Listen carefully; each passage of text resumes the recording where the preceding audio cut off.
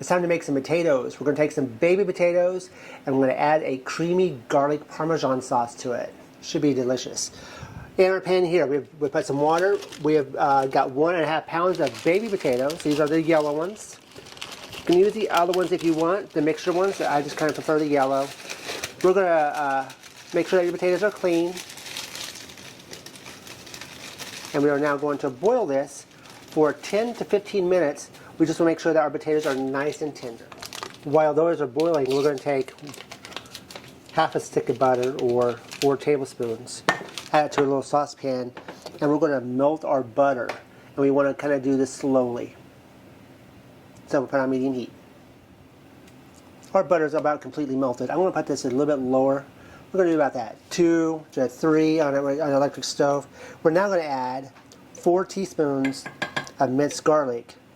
Now, we kind of want this to simmer for just a few minutes to help infuse that flavor. You do not want it to burn. If it burns, the garlic burns, you have to start all back over again. All right, that's blended just a little bit. Now we're going to take 1 cup of heavy cream, pour in with our butter and our garlic. We'll stir this. And we're going to bring this to where it's begin to bubble around the edges. So we just want to get our milk or cream to a nice simmer. That's going to begin to thicken up already. To that, we're going to add half a cup of Parmesan cheese, 1/2 teaspoon of black pepper, and 1/4 teaspoon of salt. Now we're going to get that cheese melted. That cheese is already, look at that, it's already becoming a nice little thick with that little pepper base. We're going to turn that heat off. We're going to set it off to the side and wait for our potatoes to be done. Our potatoes are now fork tender. See how easy that goes in?